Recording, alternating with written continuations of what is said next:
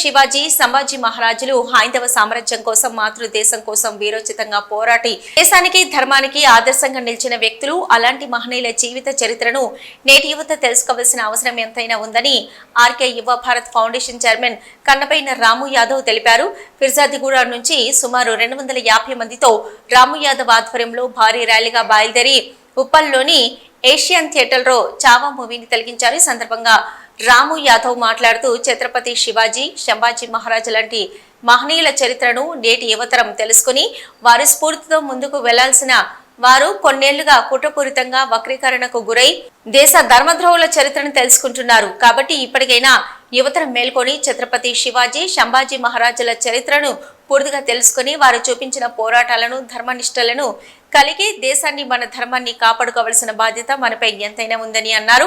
చావా లాంటి సినిమాలు భవిష్యత్తులో మరిన్ని రావాలని కోరుకుంటూ నిజాన్ని నిర్భయంగా తెలిపిన చావా సినిమా డైరెక్టర్, హీరో, హీరోయిన్లకు, నటీనటులకు అభినందనలు, కృతజ్ఞతలు తెలిపారు.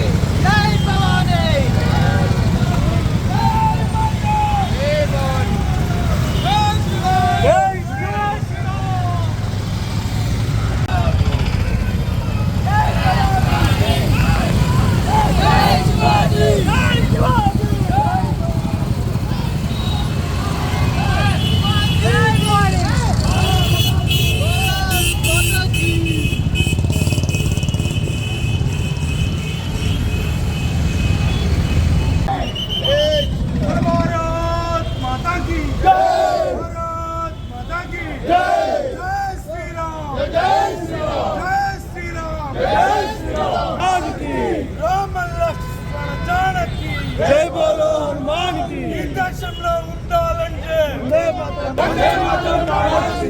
దేశంలో ఉండాలంటే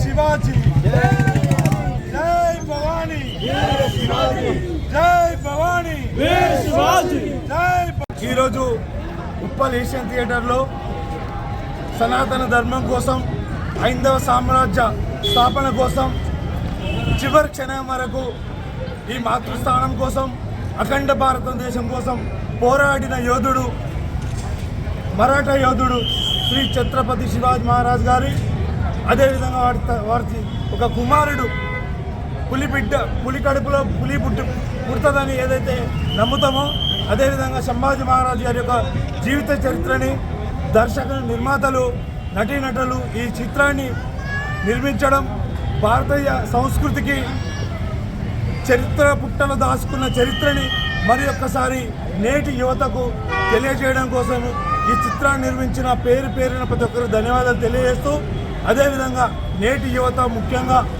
ప్రపంచ దేశంలోనే 60% యువశక్తి కలిగిన ఈ భారతదేశంలో విష సంస్కృతి మత్తుకు బానిస అవుతూ పాశ్చాత్య సంస్కృతికి మనం బానిసలు అవుతున్నాం.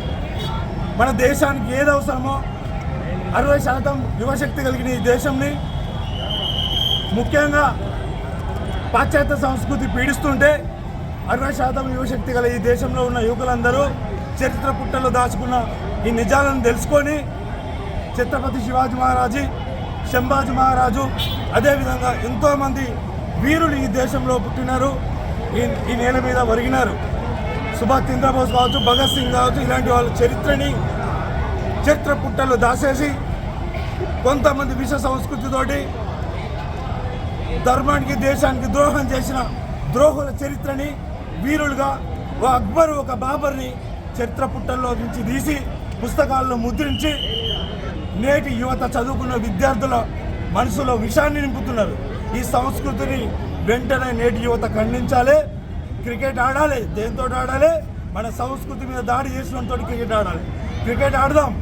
అదేవిధంగా మన దేశ సంస్కృతి మీద దాడి చేస్తే ధర్మం పట్ల, దేశం పట్ల ప్రతి ఒక్క యువకుడు ఆర్థికంగా, సామాజికంగా, రాజకీయంగా ఎదుగుతూనే మన దేశం మీద దాడి జరిగినప్పుడు తిరిగి దాడి చేయాల్సిన అవసరం ఉంది. అదేవిధంగా ఈరోజు కొత్తగా తెలంగాణ రాష్ట్రంలో మతాల చిచ్చుతోటి, కులాల పిచ్చితోటి మతాల మధ్యలో ఒక చిచ్చు పెట్టే ప్రయత్నం చేస్తూ ఉన్నారు. మతం బతుకుంటేనే కులాలు బతుకుంటే అనే విషయాన్ని మనం నమ్మాలి. ఎందుకంటే ఈరోజు వివిధ కులాలు వివిధ పండుగ సంస్కృతి ఈరోజు కాపాడుకున్నామంటే కేవలం మతం బతుకుంది కాబట్టి ఈరోజు కులాలు వారిగా పండుగలు చేసుకోగలుగుతున్నాం.